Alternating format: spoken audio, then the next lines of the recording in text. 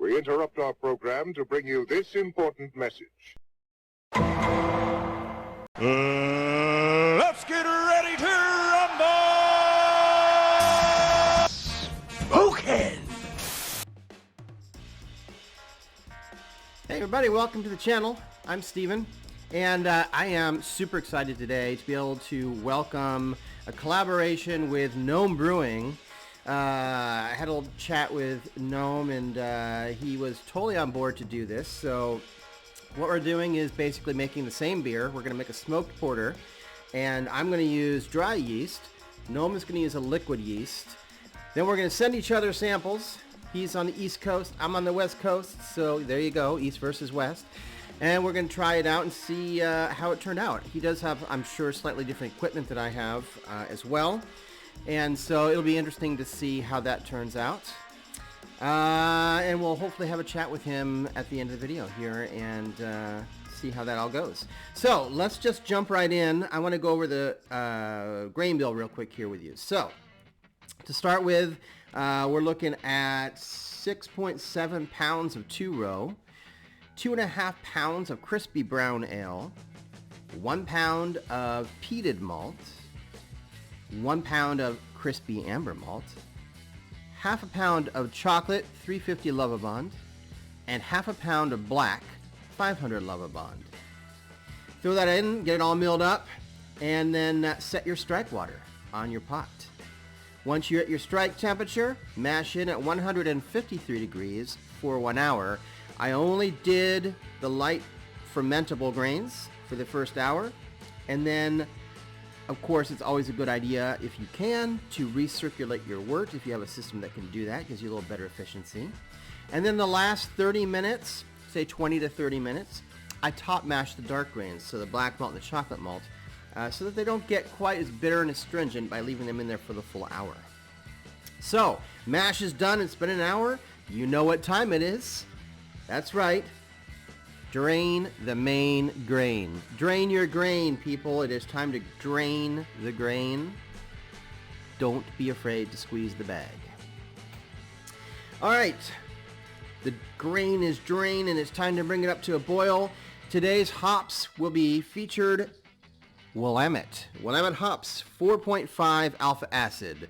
And if anybody was ever wondering, it's pronounced Willamette.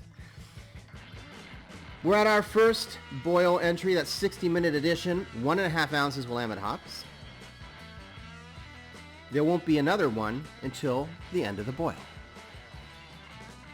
All right, we're at the end of the boil. It's time for the flame out edition. So the final edition of hops, that's 1 ounce of Willamette going in.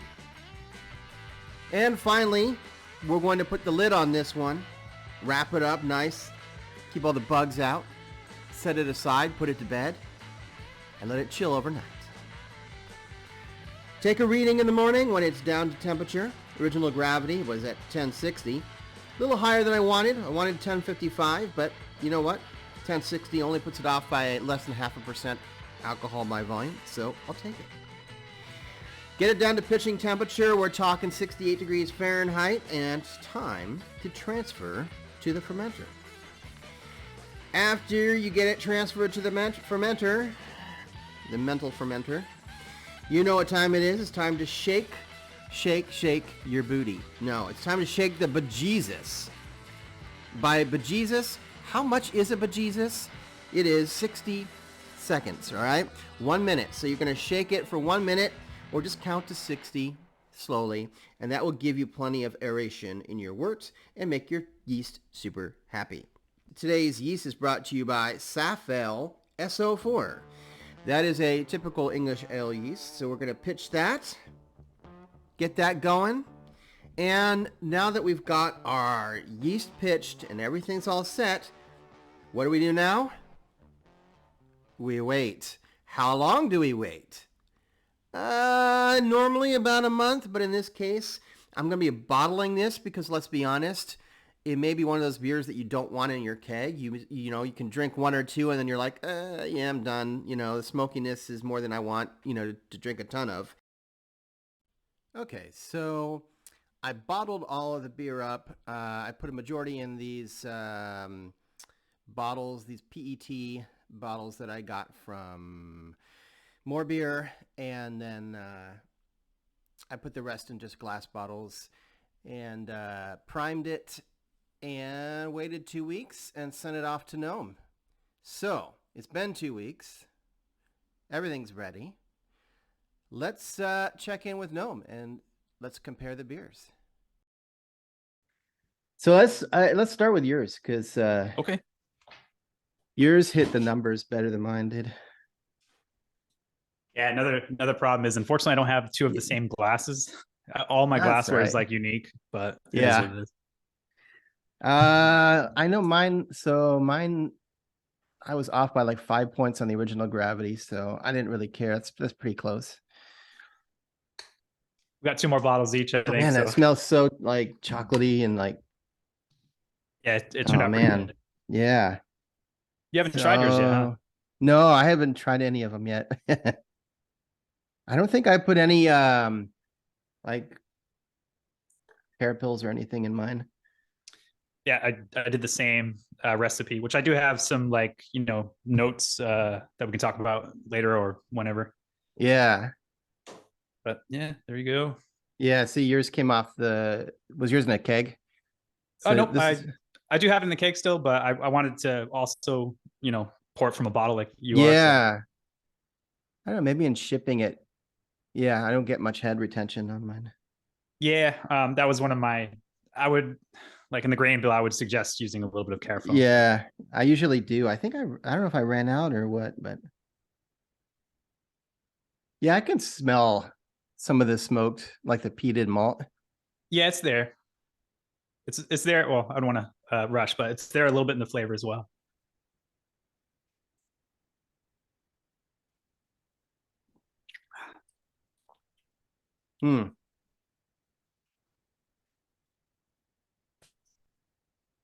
Man, it's thinner than I would have expected.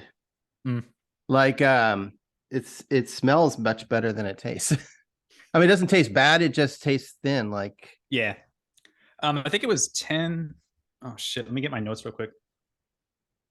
Oh boy, I'm running with like a chicken with its head cut off. So let's see. Actually, I don't have it. Oh, 10-13. for your yours, final gravity. Yeah. So yours will probably have a little bit more body because of the higher finishing, but maybe a little bit. Yeah. All right, I'm gonna open mine. Oh, right. Yeah, grab that one. Oh, I'm nervous.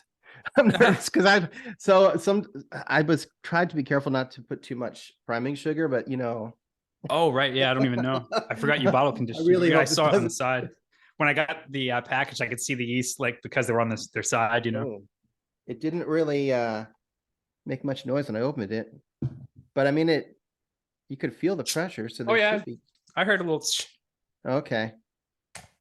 Oh yeah, smoke. Good. Yeah, even this one, a little bit of head retention, but not very good. Whoa. Yeah, see, like, I do get what you're saying with the thinness, which I don't really want a thick porter anyways, personally. But for me, my main gripe was the head doesn't last that long. Although yours seems to be a little bit better than mine. Yours has much smokier smell. Yeah, I tried to keep... I feel like... sorry, I don't mean to interrupt you. Yeah, I can smell a little bit more sweetness to yours. Yeah.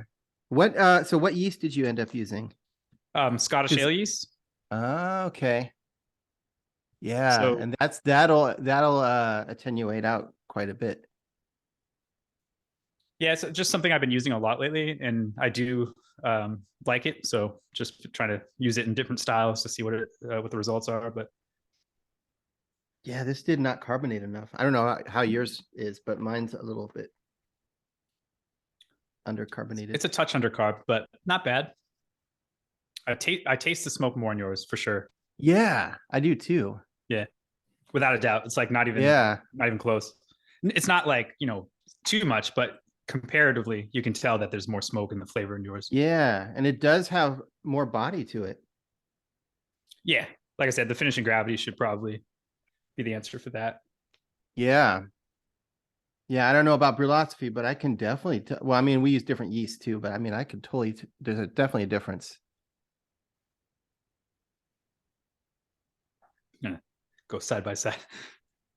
Yeah. That's bizarre because now I can taste more of the smoke in yours. That is funny.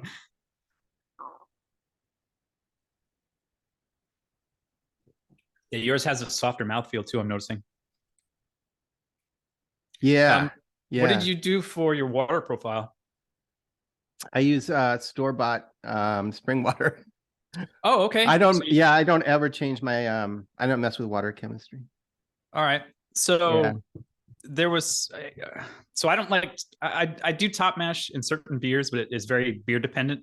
Usually for my stouts, I like to just mill all the grain together. So when I went to go to the water profile, I was having a really hard time balancing the pH because of all the dark malts, you know. Yeah. So I ended up having to use 15 grams of baking powder. But yeah, this was a, you know, I want to thank you for like issuing, you know, this, whatever you want to call it, project or challenge or whatnot, you know, because I've never made a porter before. I've never made a smoked beer before. You never made a porter before? Never made a porter before. No, that's my first one. That's my well, stouts and porters are my favorite beer. So okay. Yeah. Yeah, I actually like the way yours smells better. Like I like that sweetness there. There's a little bit of what's the final gravity in yours? Let's see.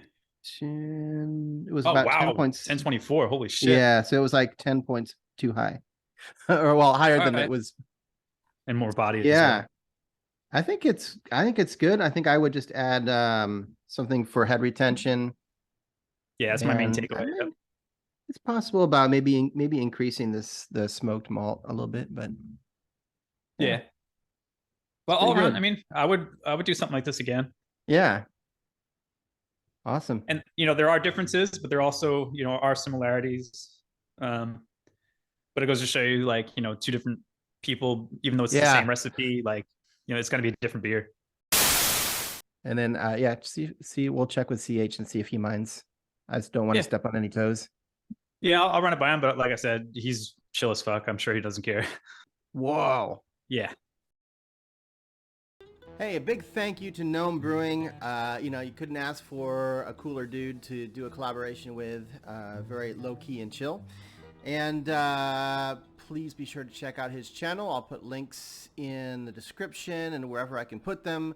Go like his channel, subscribe, yeah, all that stuff. And thanks for stopping by and watching. Sorry it ran a little bit longer than my usual videos, but it was worth it. And I'll see you in a week for another video.